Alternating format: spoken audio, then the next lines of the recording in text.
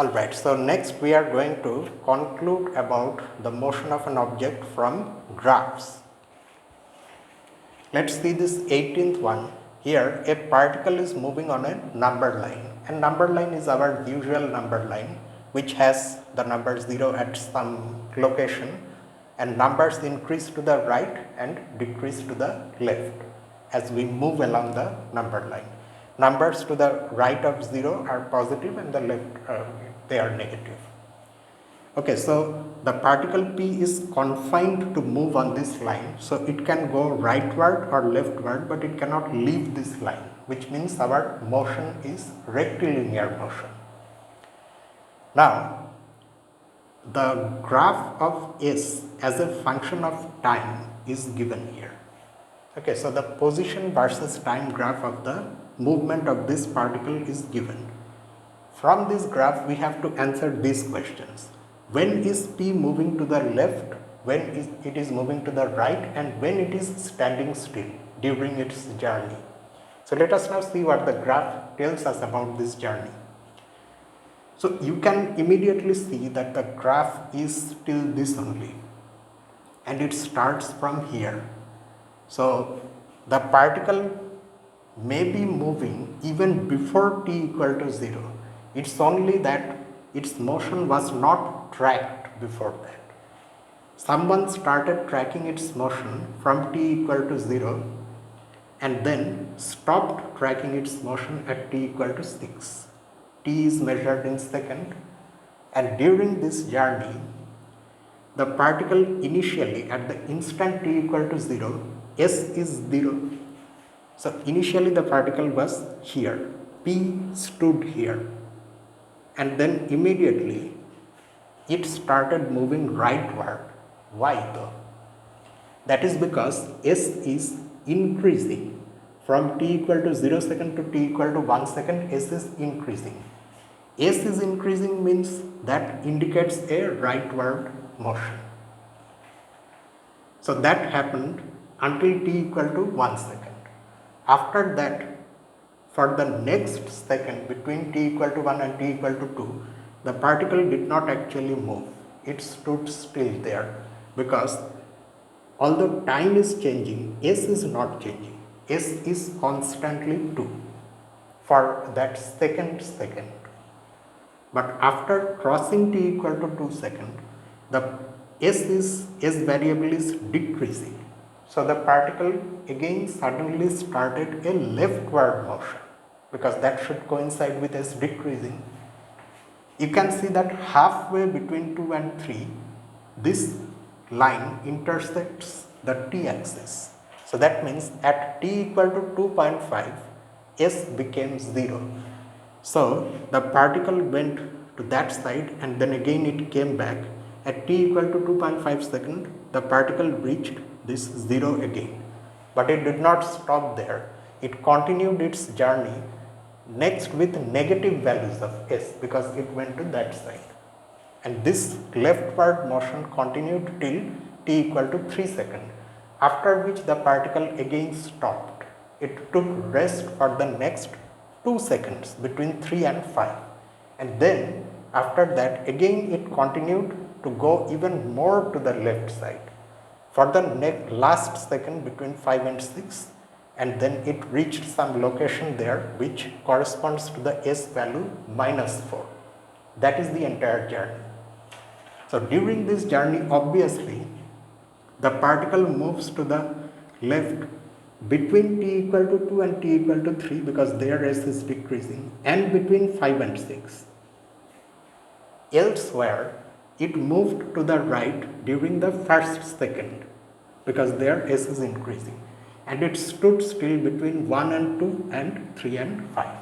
So that is the part A.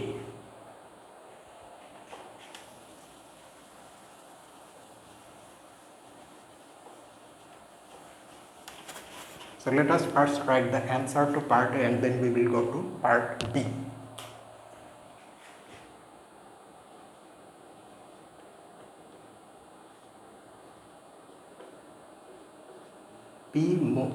P moves, or we can say like this, P is moving to the left when t belongs to the open interval 2 comma 3 and also between 5 and 6. So we take union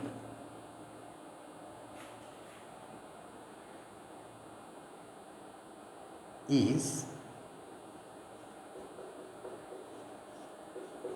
moving to the right when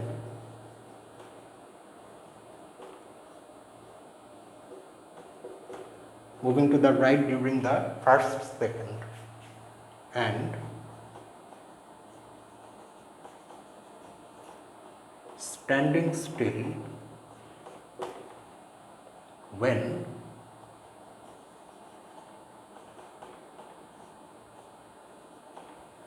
t lies between 1 and 2,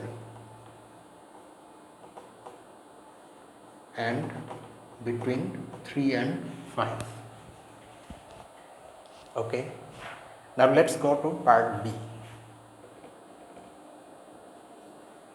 In part B we have to graph velocity and speed of this particle.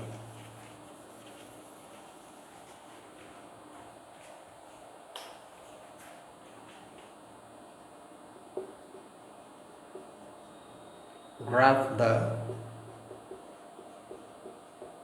velocity and speed of P wire defined. This wire defined part is actually important. It's not written simply for nothing. Okay. So now how do we know about velocity from position? Well, we already know what velocity is in terms of position. Velocity is the derivative of position with respect to time.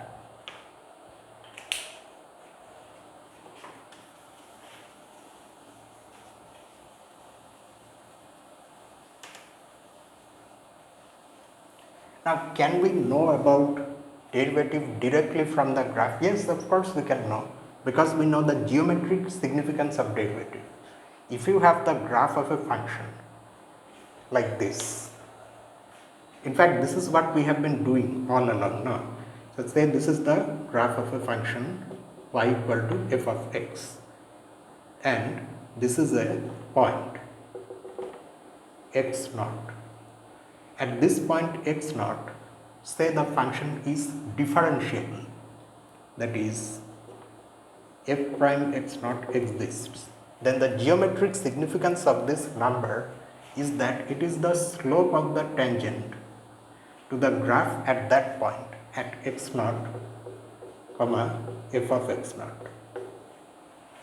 That means to know velocity from this graph, we need to know what the slopes of tangents are at the various points of this graph. Now you may notice a little peculiarity about the graph. It's not the kind of graph that we normally have. This seems like a collection of straight lines. It's a polygonal graph. Okay, it looks like part of a polygon. But still, it is actually differentiable at most points. Even this jagged type of function, still it is differentiable at most points, but there are some points where it is not differentiable. Namely those points where the graph is not smooth, where there are sharp ends, where the s value changed abruptly, not smoothly like this. And geometrically, correspondingly, at those points, tangents do not exist. So these are the points, these are the time instances where velocity is not defined, and so speed also does not exist actually. Elsewhere, however, slopes will give us velocity value. Now you can see that between 0 second and 1 second, actually it's a straight line. So at every point in this interval, the tangent to this graph is actually that straight line itself, and you just have to calculate its slope. That's it, that will be the velocity. And to calculate the slope, you can use your coordinate geometry. What are the coordinates of this point? 1, 2. So what should then be the slope of this line segment? You can use the coordinates of the origin also. So the slope will then be the difference of y coordinates 2 minus 0 divided by difference of x coordinates, that is 2. So during this time interval, the velocity is 2. Okay, so let me write a small 2 here. Alright, and let me now erase these parts so that it doesn't become messy. Okay, so we now know the velocity here. What about the motion between t equal to 2 and t equal to 1 and t equal to 2? There s actually did not change, and as such the velocity should be 0 at any point in this interval. Correspondingly, geometrically, the velocity also from a geometric point of view is 0 because the slope of this horizontal line is 0. Next, we calculate the slope of this line segment. What is this point? 2, 2, and what is this point? 3, minus 2. So our new m will be what? Difference in y coordinate, that is 2 minus minus 2 divided by 2 minus 3. While calculating slope like this, you have to be careful. If you do 2 minus minus 2, then you have to divide by 2 minus 3, not 3 minus 2. Don't change the order. Okay. So 2 minus 3 is minus 1, and what is this? 2 plus 2, 4. So this is minus 4. It should be minus because it is negatively tilted. So let me write a minus 4 here. Then you know what happens during this part of the journey between 3 and 5 seconds. It is 0. Okay. And finally we have to calculate this slope as well. What is this point? 5, minus 2, and this is already given 6, minus 4. So the slope will be minus 2 minus 4 divided by 5 minus 6.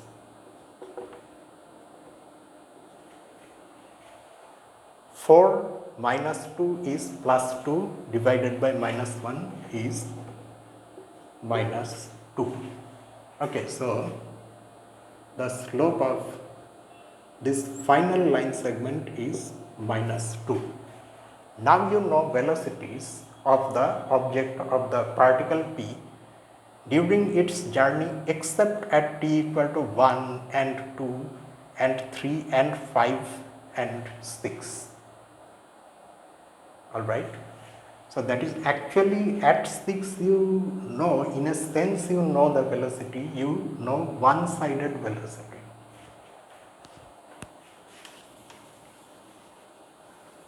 We will include 0 and 6, the endpoints of our interval. I am going to say a little more on that. So this is our velocity function. Without writing anything more, let me straight away write this.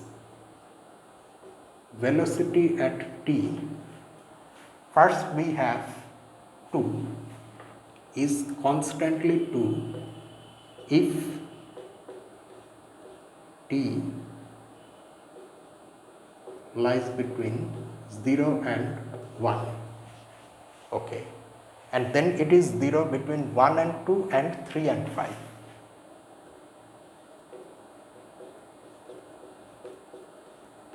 One, 2 union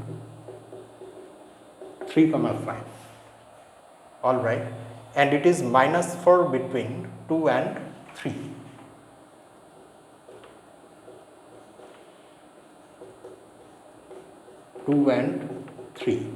And finally it is minus 2 between 5 and 6.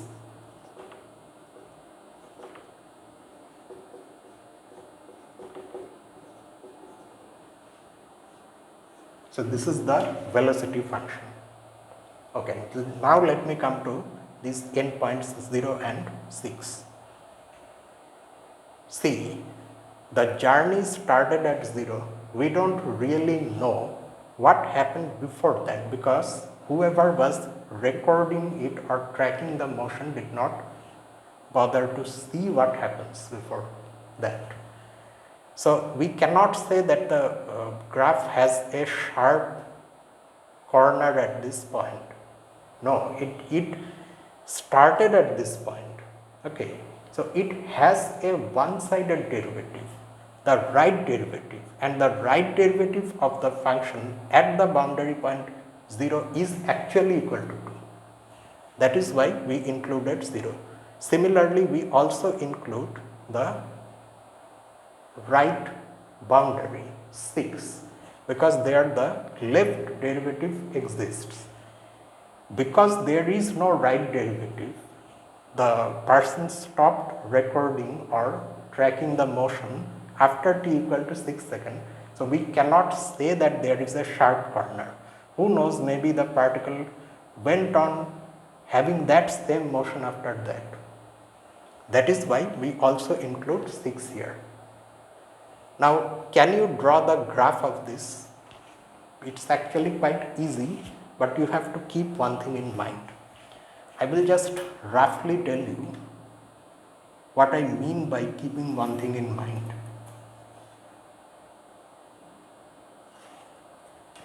I won't really bother too much about actually putting things here.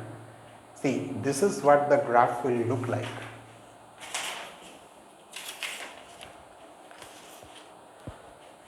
You have to first of all draw some vertical lines through those time instants where the velocity does not exist.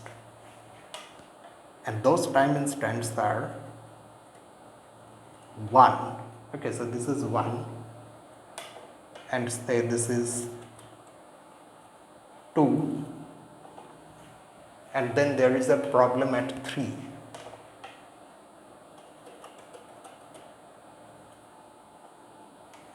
After that, the problematic point is 5.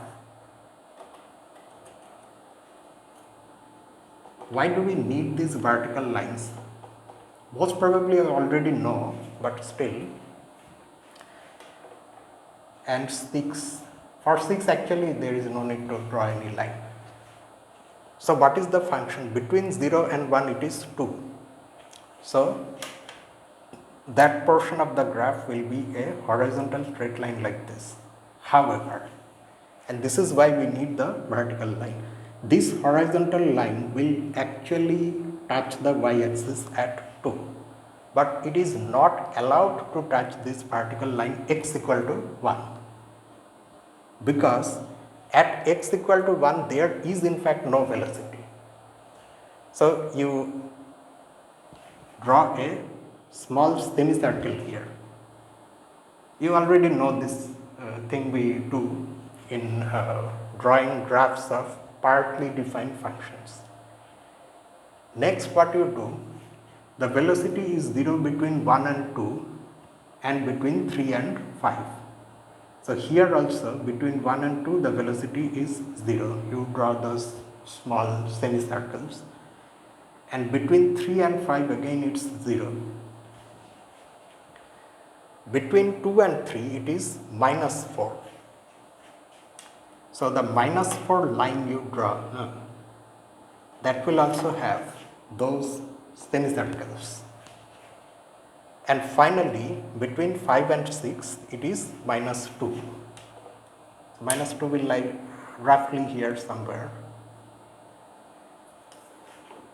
It cannot take any value at 5, so it won't touch the line x equal to 5, but it will touch the line x equal to 6, because there the value is -2. So the velocity graph will be broken, I mean in some segments it will be broken like this. It won't be continuous. The velocity graph will be discontinuous. What will you do for speed? Speed is just the absolute value of velocity, which means that these negative values will become positive. Intervals won't change, but the value will change. The value of speed will be equal to 2 in this interval as well as 2 in this interval. And in this interval it will be 4, and here of course it will be 0, and accordingly the graph also will change. Essentially what will happen is that those segments which lie below the time axis, they will come above, they will be reflected above the t axis. I mean they will just take the positions of their reflection above this t axis. That's the thing. Let us see another one. This one is actually very interesting. It gives us almost nothing, but still it asks us to say something about the motion of an object.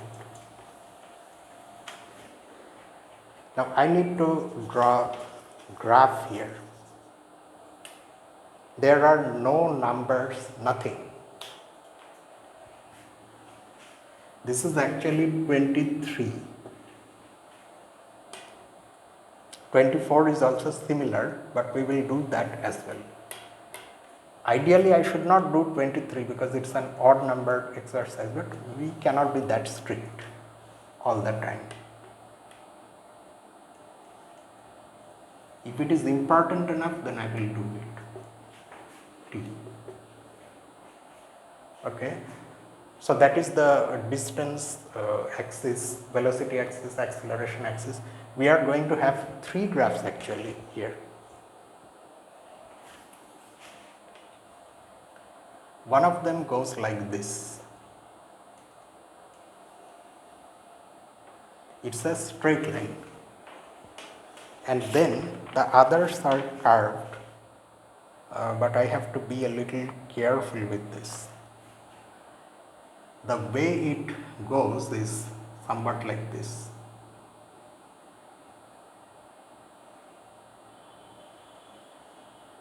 Yeah. You can understand that this is a freehand drawing, so it won't really look very good. And besides that, the other graph is somewhat like this. Now these graphs have been given names. This is A, this one is B, and this one is C.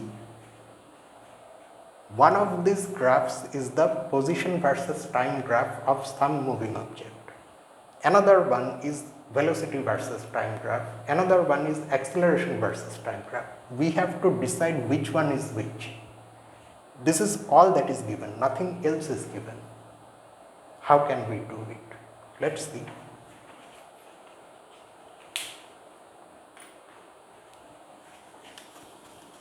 This type of questions are sometimes asked in entrance examinations.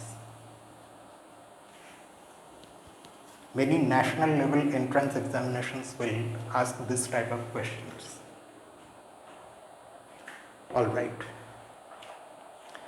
So the strategy here is this.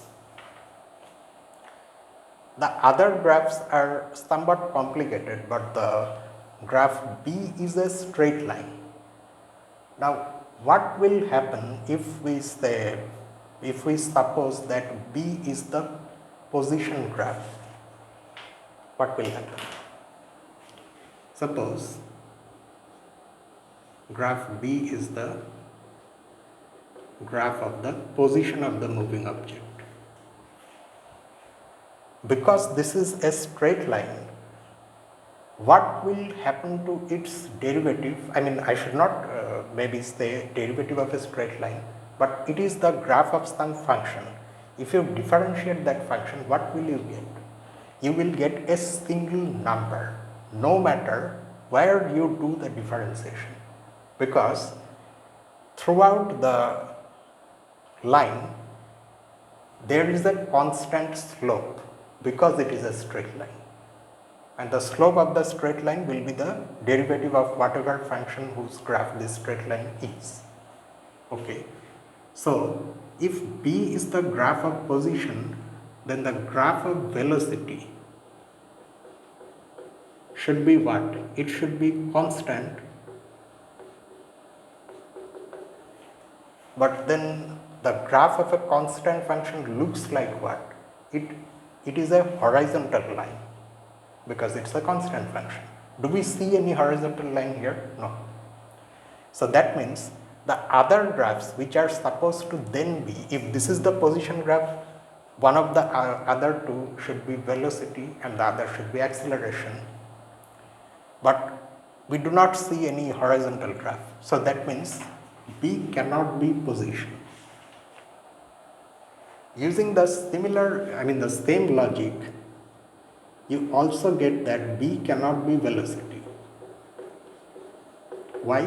Because then the derivative of velocity is acceleration, which should then be constant. And so one of the graphs again has to be horizontal, which is not present here, and that is why B cannot be velocity either, and that is why B has to be acceleration.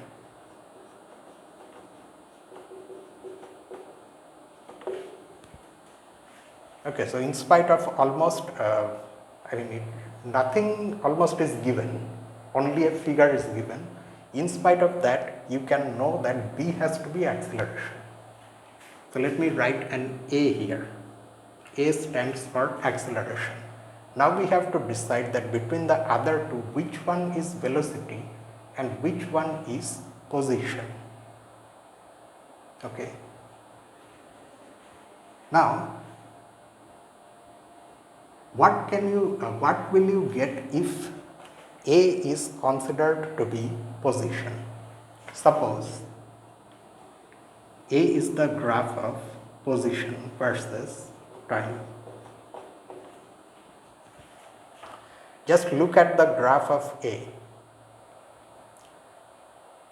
If A is position, then its slope, the slope of this graph at different locations will give us velocity. Now, the slope actually in this interval between this t equal to 0 and whatever other value we have here, the slope is 0 because negative, because in that interval the graph is decreasing. Slope is negative. So if I am assuming A to be position, then the only option for velocity is C. Does C have negative value anywhere? No. The entire graph lies above the t-axis, and that is why A cannot be position. So A cannot be position, B cannot be position, so C has to be position. And that is why A has to be velocity.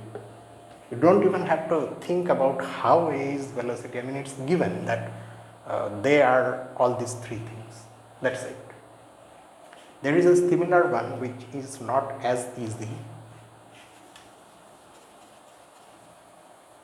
The advantage that we had here for having a straight line is absent here in this next one.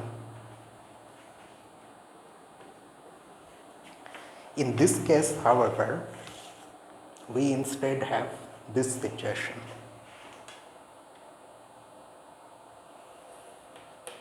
But still we can decide, going through a slightly different argument. So the graphs here look like this.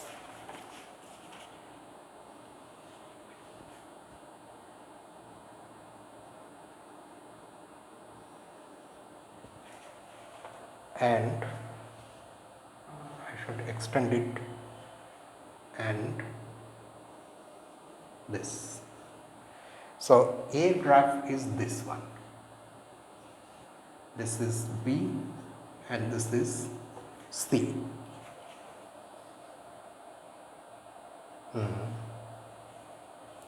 So suppose A is position. Let me write on that side.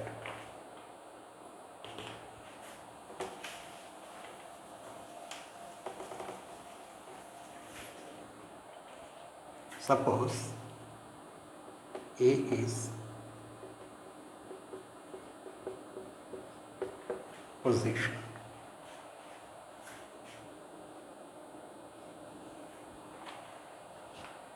Okay. Now what can we say about velocity then? Velocity values will be the slopes of the tangents to the graph A at various locations. Because of the way we have the graph, all these slopes are positive, and in fact the function is increasing. It's given that it starts with a negative value, that does not matter. However, the slope is always positive. All these tangents are positive slope. So that means the velocity has to be positive. Actually the graph becomes horizontal here, so at this point the slope will be 0, but elsewhere velocity has to be positive. Do we see any positive value in the other graphs B and C? No. They at most become 0. B becomes 0 at this point and this point. Elsewhere B is entirely negative. It lies below the time axis. C is entirely negative everywhere, and that is why A cannot be positioned. Okay, A cannot be the graph of the position of a moving object. Alright, now what will happen if we suppose that B is the position? Let's look at the slopes of tangents at different parts of B. Slope becomes negative as well as positive. Okay.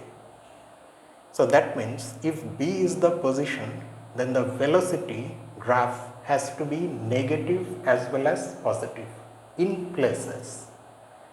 That is, sometimes the graph should dip below the time axis and sometimes it should go above the time axis. So the velocity graph obviously cannot be C because it is always below the time axis. So A has to be the velocity graph then. So if this is position, then this implies that A is velocity.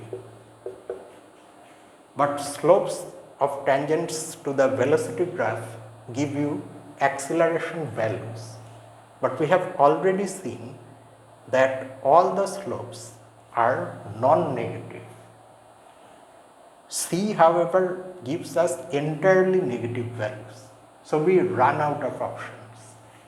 That means this implies that C should be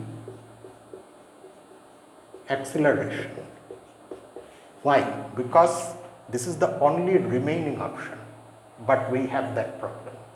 That is why B also cannot be position. So C has to be position.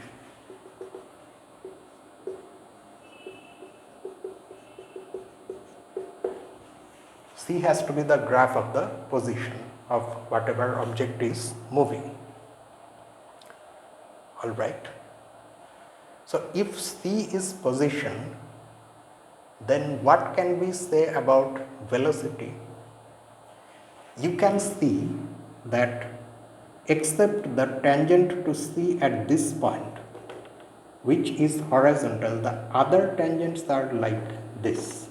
So all have negative slopes.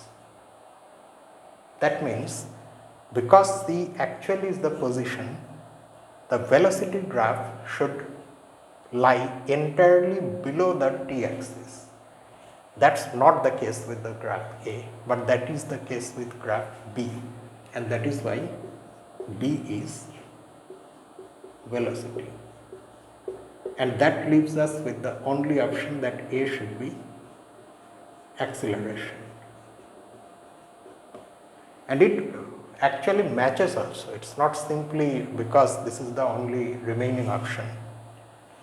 In this interval, velocity is having negative slope. So in this interval, acceleration value is negative. After passing this point, after crossing this point, the velocity curve starts to have positive slope. So after crossing this point, acceleration values are positive. So yes, it's matching. So that's just it. There are other problems also in this exercise set. So we will solve a few more of them and then we will go to the next section. But anyway, that will be all for tonight. And what do we have tomorrow? I think we have, oh yes, linear algebra. Okay, so we will do that. So let me just end the video here itself. See you tomorrow with linear algebra. Until then, this is me, Lucifer from A Mathematical Room. Have a nice day.